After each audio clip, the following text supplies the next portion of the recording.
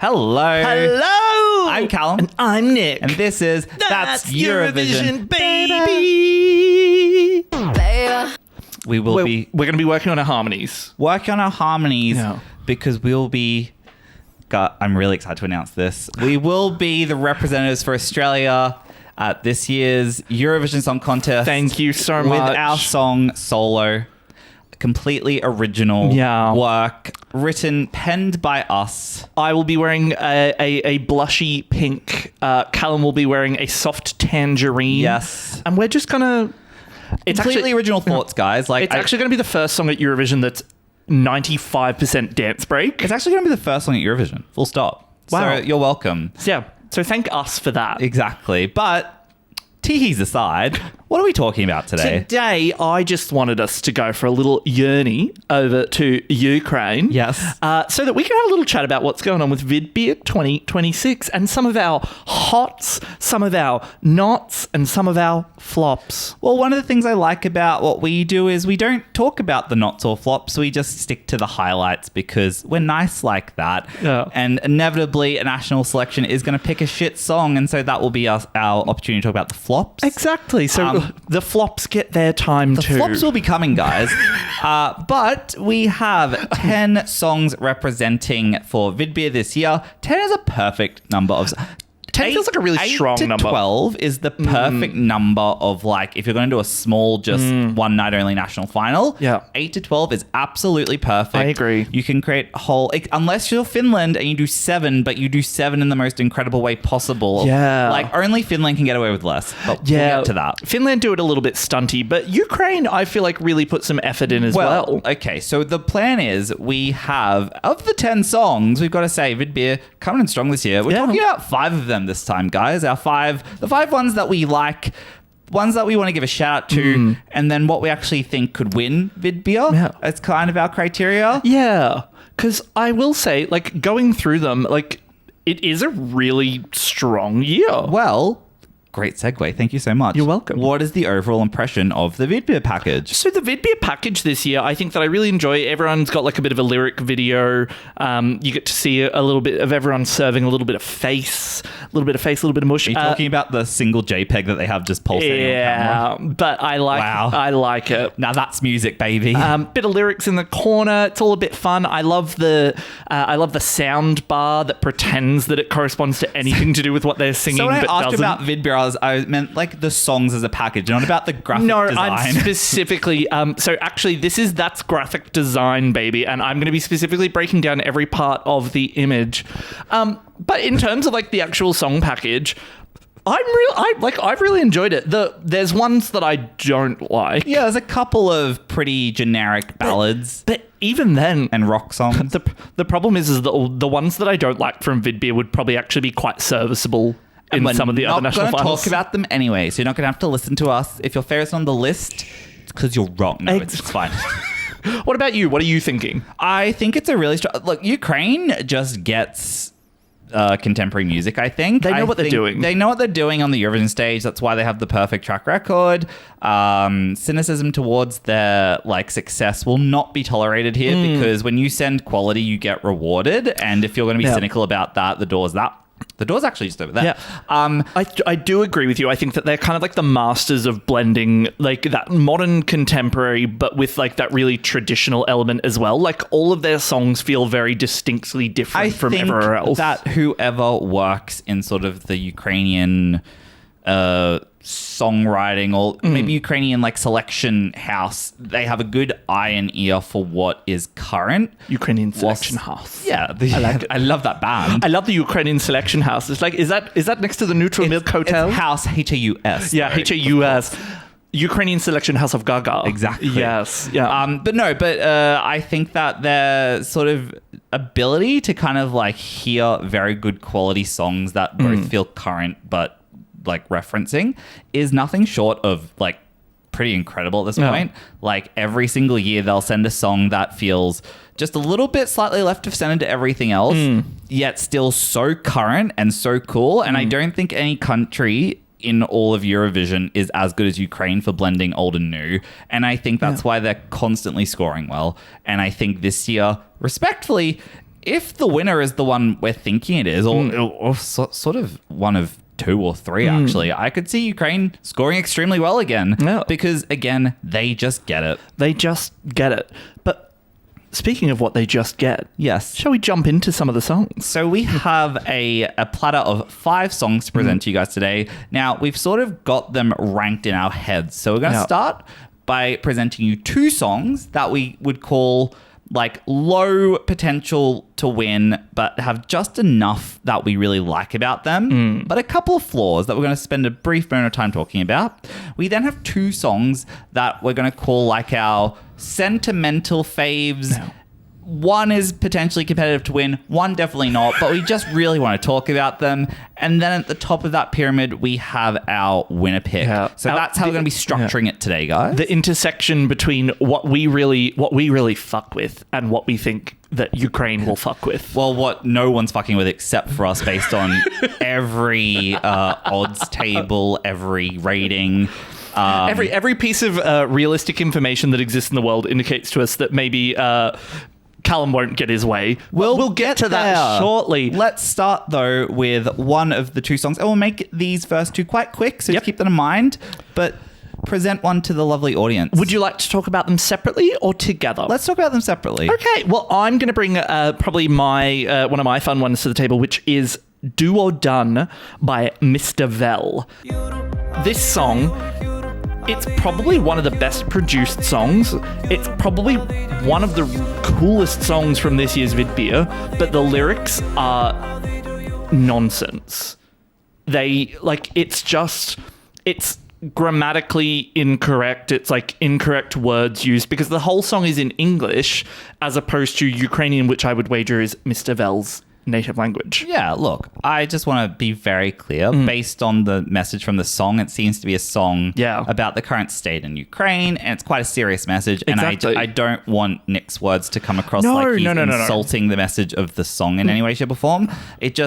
I'm a big believer that the message of the song would have been conveyed fantastically and more effectively in Ukrainian. I agree. I think the point is to add a bit of nuance to what you're saying.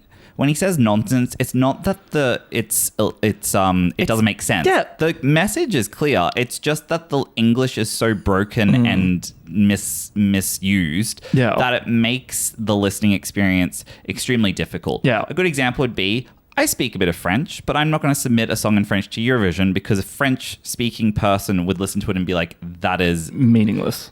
It's meaning. I get the meaning. Yeah, it's not meaning. Is the wrong word. Respectfully, it's not about meaning. It's about like grammar. Okay, so let me add some nuance to my own words. Thank you. Of like, the meaning is there, and it's almost one of those things of like, I can see what you were trying to say, but it's been said so clumsily. Yes. That I think a lot of the impact of that message is lost. So like, it's a difficult one, right? Because I think that. Maybe if it had pulled like a Lucio Corsi with Volevo essere un duro and done the English subtitles, maybe the meaning would have been conveyed a lot better. But yes, unfortunately, due to like the shortcomings of the English in the song, it's quite difficult to listen to, which sucks because if we're going to talk about why this song we're even discussing in the first place is this song fucking slaps. Production-wise, this song is incredible, and vocally, he has the voice of an absolute angel. Those falsetto notes he hits are fantastic. They have very little notes there. It's an enjoyable listen. It takes me places.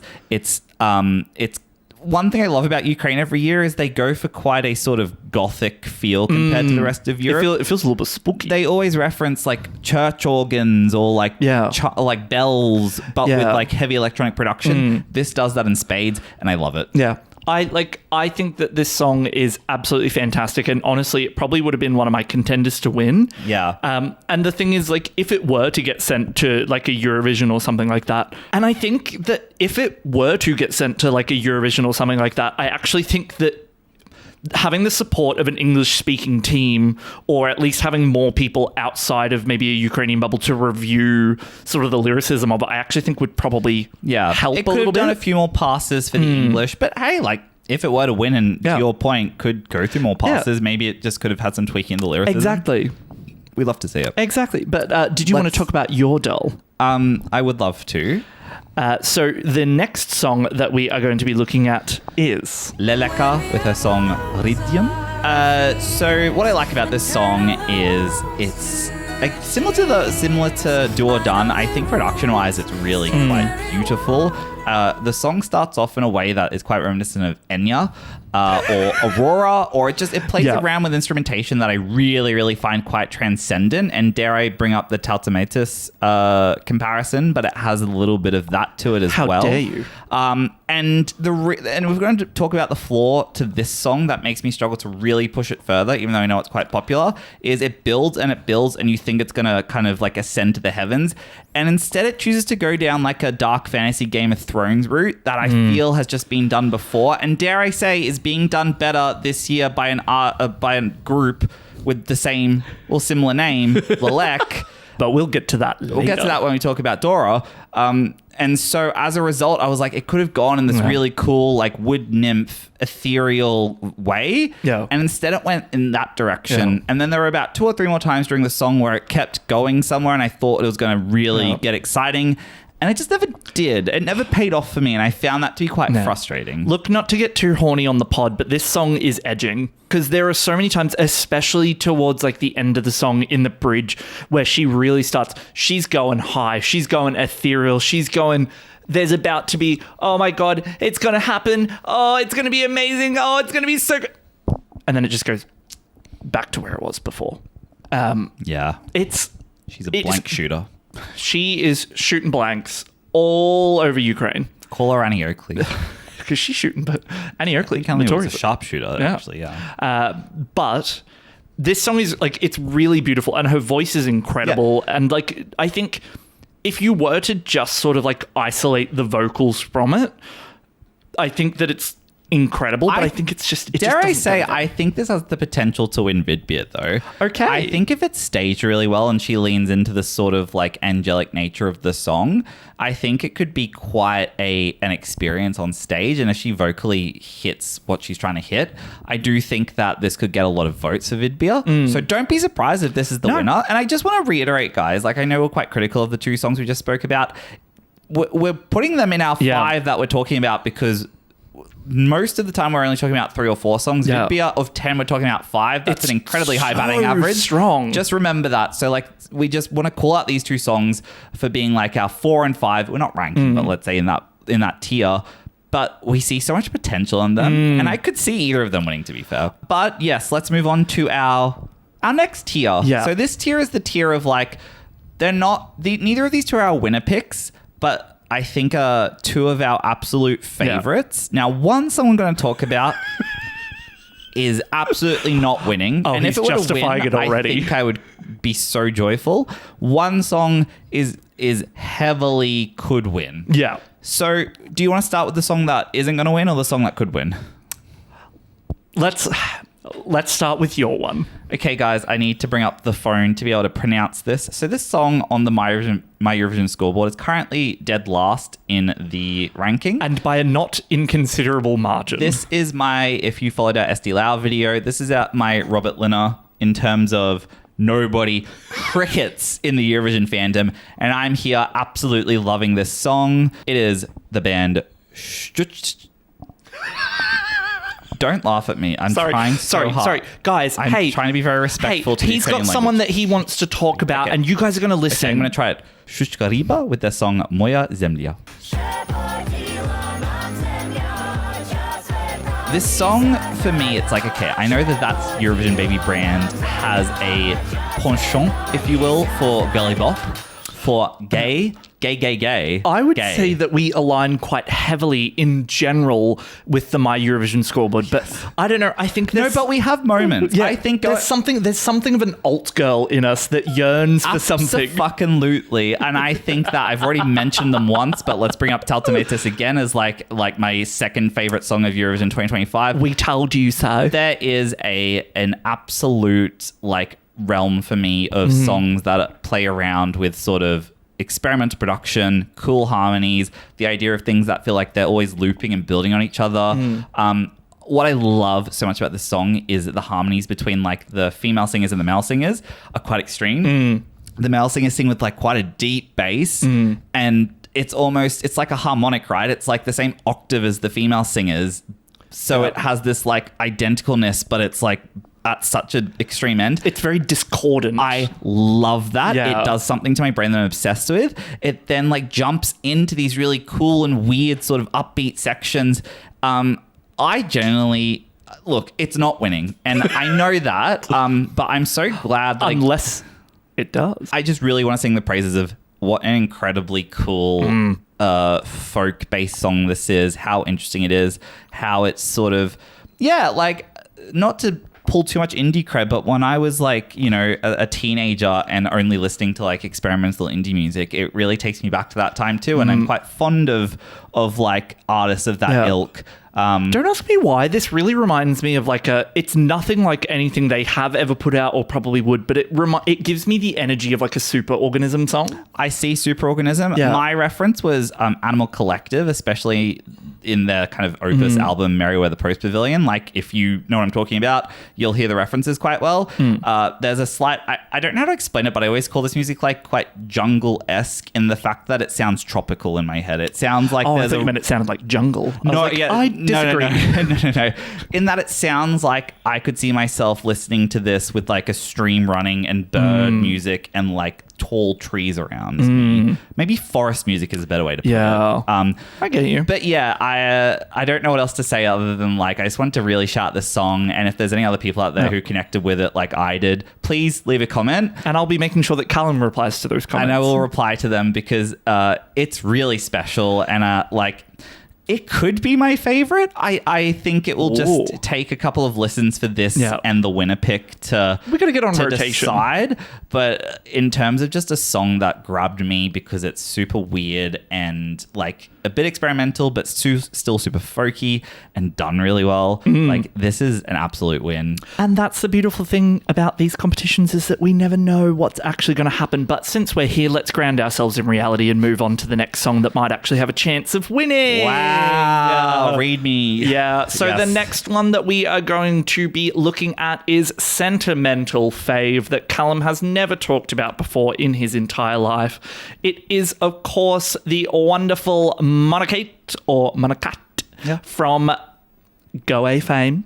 Don't want to diminish her solo project. R.I.P. Goe. Of Goe fame, with her song. Now, I've tried to watch the music video, but I believe it's pronounced tut or tut.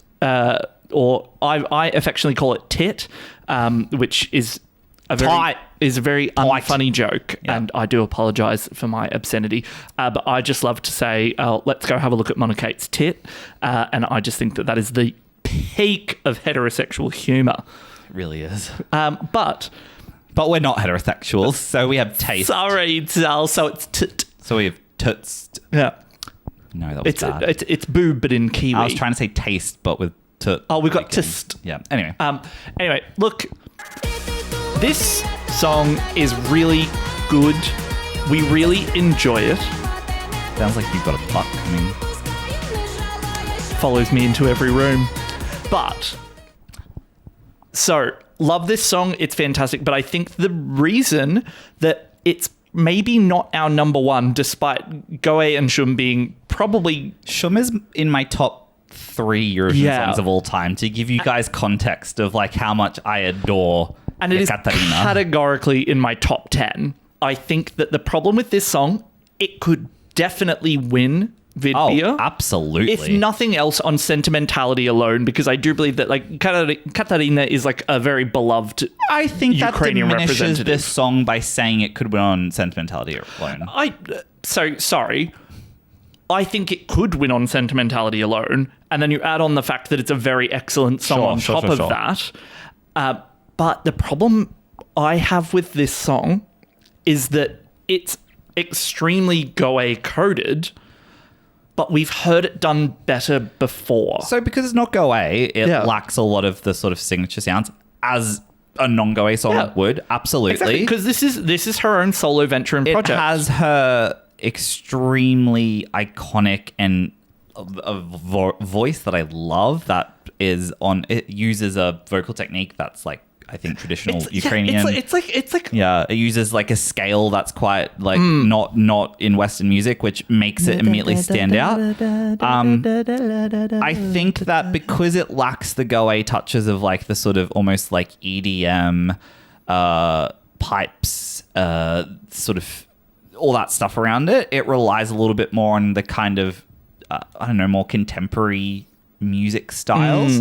And that's probably where it erases some of the identity. I just, it's hard for me to say that though, because this isn't Go Away. And I think it's unfair to compare this to Go Away when it's not her intent. Yeah. And I just want to make that very clear. Like, it's natural to compare the two, but I'm glad this song doesn't sound like a Go Away song, because otherwise, like, reassemble Go Away. But the problem is that I think it does sound like a Go Away song. Is the problem that it's a little bit too adjacent? Like, you can't help but compare it and see what it lacks? Look, I think it was kind of natural for her coming into this now as like a solo project to be compared to the efforts that she put out with Go Away. She would know that, and I don't think see it as a critique or something to be offended by. And the thing is, it's not a critique. I think it's just what we get from this song. I bloody love. Like, this is it will absolutely be going on the playlist, but the thing is, it'll be going on the playlist with the other Go Away songs. So I think that we've spent the majority of our second place song, even though it's not ranking, saying why we don't like it as much. So I want you to spend the rest of this time talking about the elements of the song that make it so high up in your ranking. It's so fun.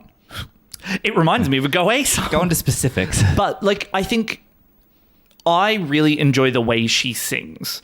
I really enjoy the sort of like, it's almost kind of like a waily sort of like vocal that she has, where it's like, well, she does like really cool like vocal flipping. You know, Caroline Polachek famously does her vocal flip into like a falsetto.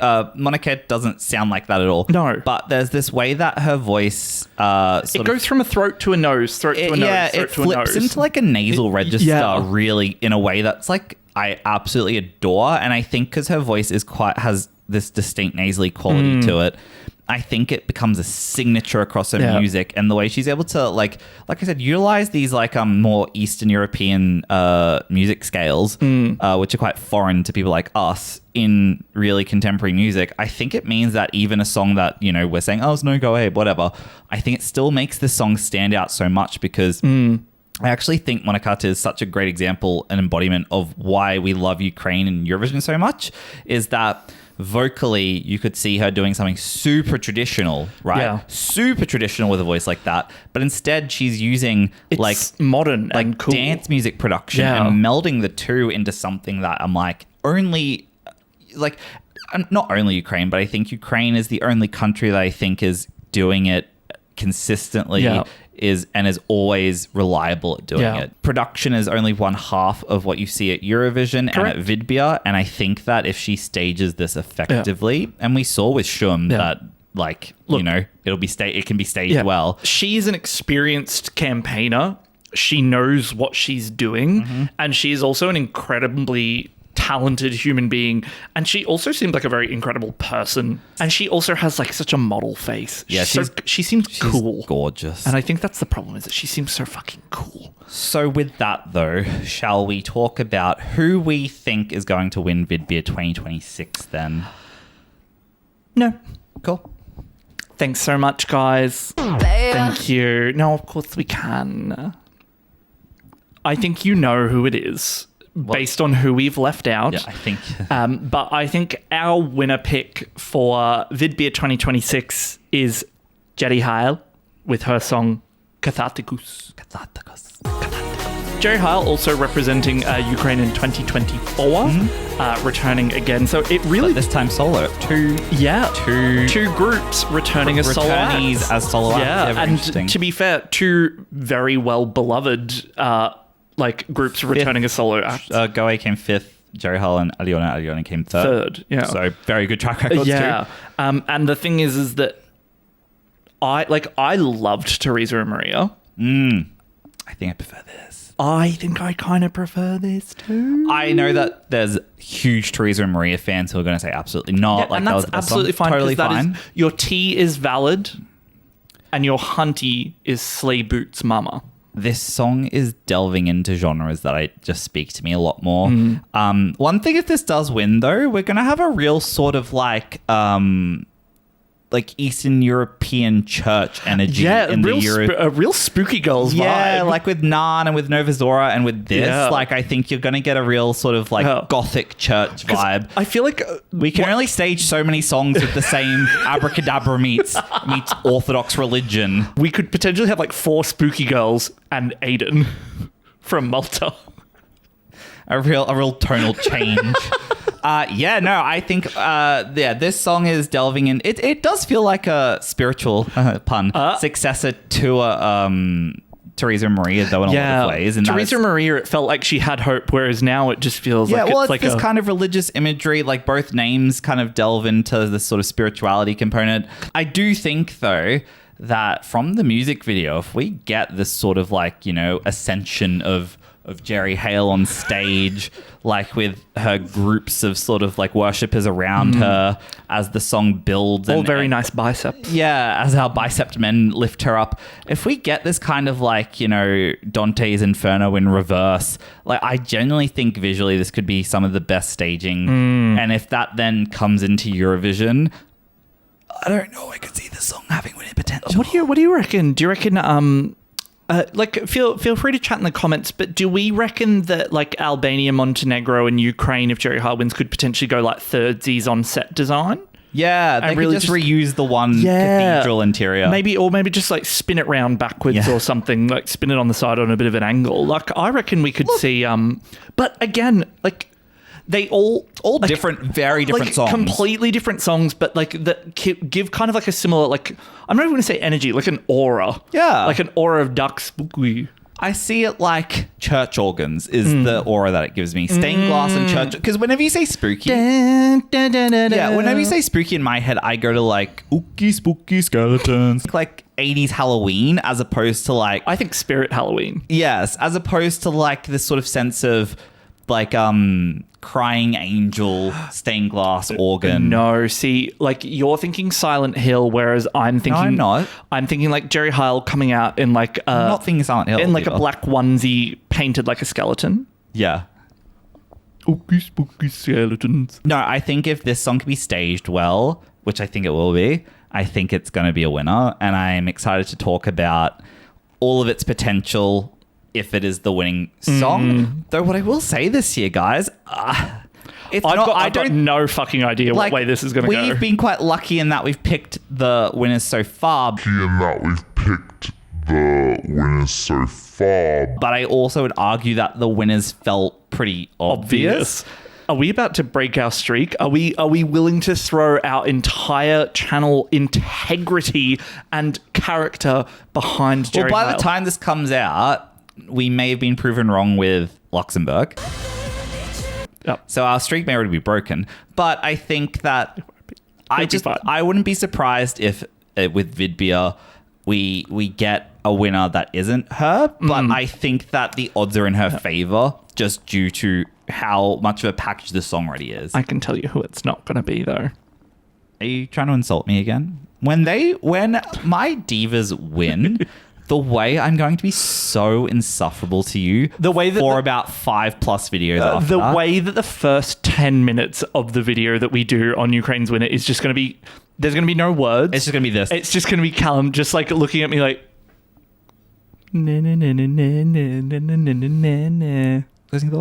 Closing thoughts. What a strong showing. What a completely expectedly strong showing from Ukraine. Expectedly strong is great choice of words. What an expectedly strong showing from Ukraine that they continue to deliver on year after year.